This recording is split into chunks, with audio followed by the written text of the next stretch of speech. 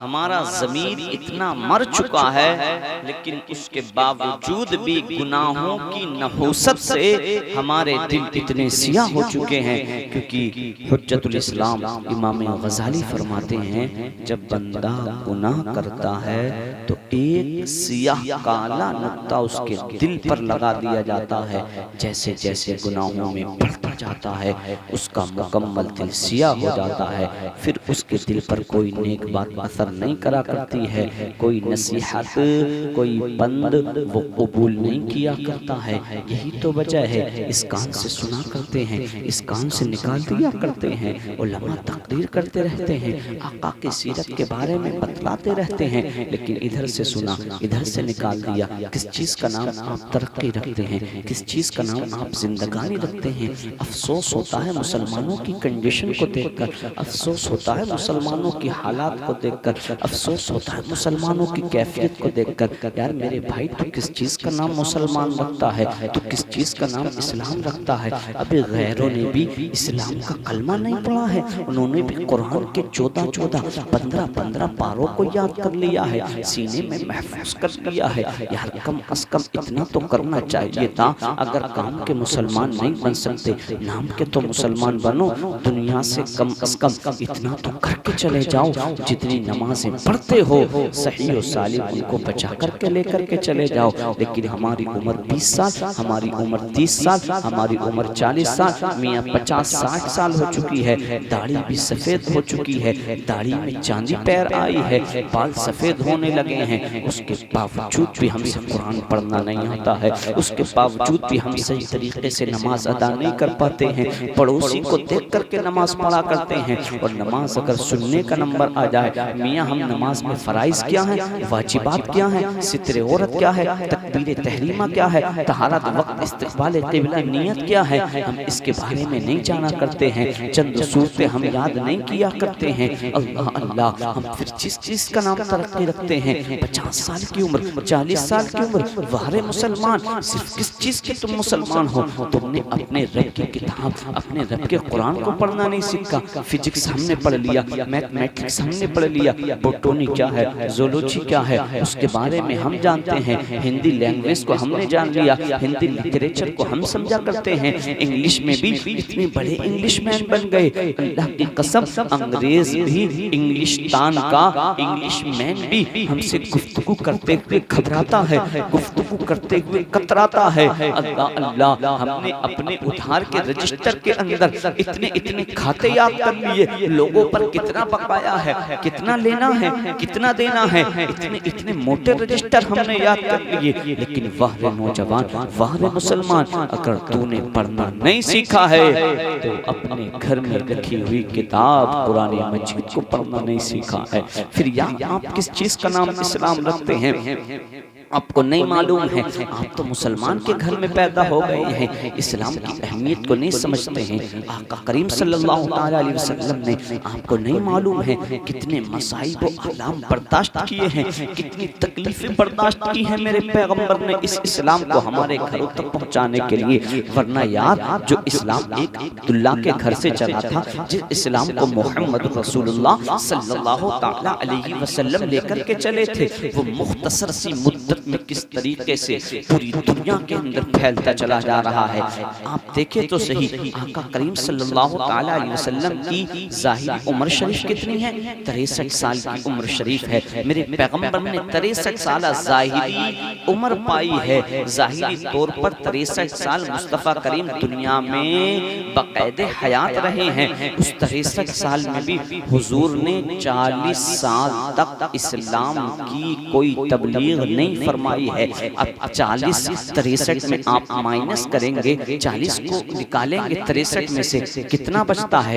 23 سال کی مدت بچا کرتی ہے۔ اس 23 سال میں بھی حضور نے جب 40 سال کے بعد اعلان نبوت فرمایا ہے، اسلام کی تبلیغ کے کئی دور رہے ہیں، اس میں بھی 3 سال تک ابتداءً حضور نے صرف خفیہ، پوشیدہ، آہستہ آہستہ، چپکے چپکے سے تبلیغ اسلام کی فرمائی ہے۔ کوئی اعلان اعلانیہ تبلیغ نہیں ہوئی ہے، لیکن ان 23 سالوں کو بھی آپ جوڑتے ہیں، اور حضور کے ظاہری وصال کے بعد اسلام اور مسلمانوں کے جو خلیفہ ہوئے ہیں، جو امیر المومنین بنے ہیں، جو اسلام اور مسلمانوں کے ہیرو بنے ہیں، آپ کو تو یہ بھی نہیں معلوم ہے مسلمانوں کا پہلا ہیرو کون ہے، مسلمانوں کا پہلا خلیفہ کون ہے، خلیفۃ المسلمین کون ہے، امیر المومنین کون ہے؟ آپ تو ممبئی کے ہیرو کے بارے میں جانتے ہیں، وہ ہیرو نہیں، وہ تو زیرو ہیں۔ ان ممبئی کے نچکریوں کے بارے میں جانتے ہیں، آپ تو کرکٹرز کے بارے میں جانتے ہیں، کس کرکٹر نے،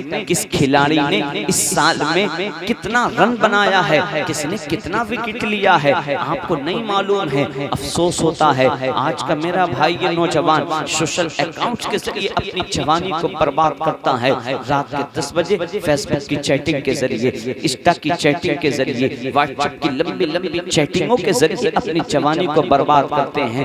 رات کو 12 بجے دیکھا جائے تو مسلمان نظر آتا ہے، رات کے 1 بجے دیکھا جائے تو مسلمان ادھر آدھر آوارہ مستیاں کرتا ہوا نظر آتا ہے۔ آپ رات کے 1-2 بجے بھی جس گلی گلیارے میں نکل جائیں گے، جس چوراہے پر مل جائیں گے، نکل جائیں گے، آپ کو چند مسلم نوجوان فون کے ذریعے اپنا وقت برباد کرتے ہوئے نظر آ جائیں گے۔ ہم نے پوچھا کیا معاملہ ہے، کیا معاشرہ ہے، کیا معاملہ ہے، کہ حضرت جدھر دیکھو عشق کے بیمار بیٹھے ہیں، ہزاروں مر چکے ہیں، سینکڑوں تیار بیٹھے ہیں۔ یہ ہنسنے کی بات نہیں، جدھر دیکھا جائے ادھر مسلم نوجوان آپ کو اپنی جوانی برباد کرتے ہوئے مل جائیں گے۔ لیکن میں پتہ نہیں یہ چلا تھا اسلام اور مسلمانوں کے پہلے خلیفہ حضرت سیدنا ابو بکر صدیق ہیں۔ کتنے ظاہری طور پر حضور کے وصال فرمانے کے بعد کتنے سال خلیفہ رہے؟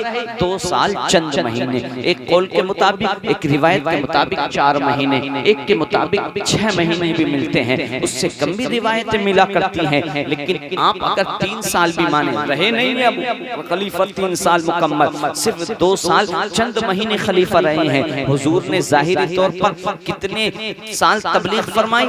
23 سال، 40 سال تک اسلام کی کوئی تبلیغ نہیں۔ 23 اور 3 بھی مانے آپ، ورنہ پورے 3 سال نہیں ہیں، 23 اور 3 26 ہوتا ہے۔ اور دوسرے خلیفہ، دوسرے مسلمانوں کے ہیرو حضرت عمر ابن خطاب رضی اللہ تعالی عنہ ہیں، جو کہ 10 سال چند مہینے خلیفہ رہے ہیں۔ ابھی عمر کا دور خلافت بھی مکمل نہیں ہوا تھا، ابھی عمر کا دور خلافت بھی اپنے اختتام کو نہیں پہنچا تھا۔ جو اسلام ایک عبداللہ کے گھر سے چلا تھا، جس اسلام کو محمد رسول اللہ صلی اللہ تعالی علیہ وسلم لے کر کے چلے تھے، جو قرآن حضور کے پاس اترنا شروع ہوا ہے، اللہ کی قسم وہ اسلام دنیا کے چوتھائی حصے تک پہنچ گیا تھا، دنیا کے چوتھائی خطے تک پہنچ چکا تھا وہ اسلام۔ وہ کیسے پہنچا؟ تیری آوارہ مستیوں کے ذریعے، تیری آوارہ گردیوں کے ذریعے۔ تو صرف کس چیز کا نام مسلمان رکھتا ہے؟ صرف بریانی کھانے کا نام، گوشت کھانے کا نام آپ مسلمان رکھتے ہیں؟ یا 11ویں شریف کا موقع آ جائے، بڑے پیر صاحب کی 11ویں منا لی جائے، اس چیز کا نام آپ مسلمان رکھا کرتے ہیں؟ دیکھ اس اسلام کی خاطر آقا کریم ہے، مصطفیٰ کریم اس اسلام کی تبلیغ فرما رہے ہیں، ترویج و اشاعت فرما رہے ہیں، لیکن کفار مکہ آقا کی تبلیغ سے متاثر ہو کر کے اسلام کیا قبول کرتے؟ آقا جس راستے سے نکل رہے ہیں اس راستے میں کانٹے بچھائے جا رہے ہیں۔ آقا صلی اللہ علیہ وسلم اگر حرم شریف کے اندر نماز ادا فرما رہے ہیں، حالت سجدہ کے میں اللہ اللہ، کوئی اپنے اونٹ کی، کسی کی اونٹ کی ذبح کی ہوئی اونٹ کی اوچھڑی کو آقا کی پشت پر رکھا جاتا ہے۔ کوئی بدبخت اعلان کرتا ہے کہ کون ہے جو آج فلاں کے ذبح کیے ہوئے اونٹ کی اوچھڑی کو مصطفیٰ کی پشت پر، پیٹھ پر لا کر کے سوار کرے گا۔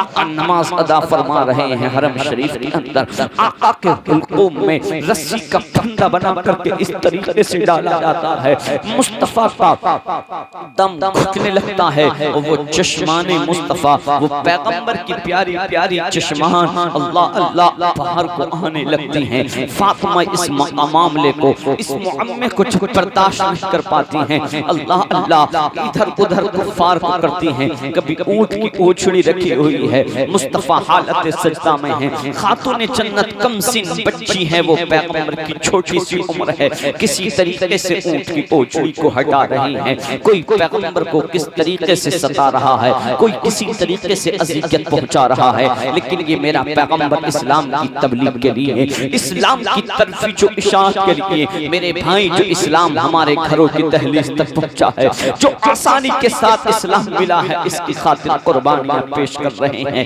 جب کفار مکہ تبلیغ سے متاثر نہیں ہوئے ہیں، مکہ شریف سے 60 سے 70 یا 80 کلومیٹر کی دوری پر ایک بستی پڑا کرتی ہے جس کو طائف کے نام سے جانا جاتا ہے، جو دو پہاڑوں کے درمیان بستی ہے وہ بستی۔ اب آقا نے سوچا ہے جب یہاں کے لوگ اسلام سے متاثر نہیں ہو رہے ہیں، میری دعوت حق کو قبول نہیں کر رہے ہیں، ہو سکتا ہے قریب میں جو بستی ہے یہاں کے لوگ اسلام کو قبول کر لیں، دعوت حق کو اپنا لیں۔ آقا کریم اپنے ساتھ میں زید ابن حارثہ جو نبی کے منہ بیلے بیٹے ہیں، جو نبی کے پیارے غلام ہیں، جو نبی کے دیوانے ہیں، کوئی پروٹیکشن نہیں ہے اس کے علاوہ، کوئی حفاظتی دستہ نہیں ہے اس کے علاوہ، کوئی فوج لے کر کے پیغمبر نہیں گئے ہیں، اللہ اکبر کبیرہ، صرف آقا ہے، یہ آقا کا غلام زید ابن حارثہ ہے، وہ موبیلا بیٹا ہے، اس کو لے کر کے کہاں پہنچے؟ آقا مکہ سے طائف کے میدان میں پہنچے ہیں۔ اس طائف بستی میں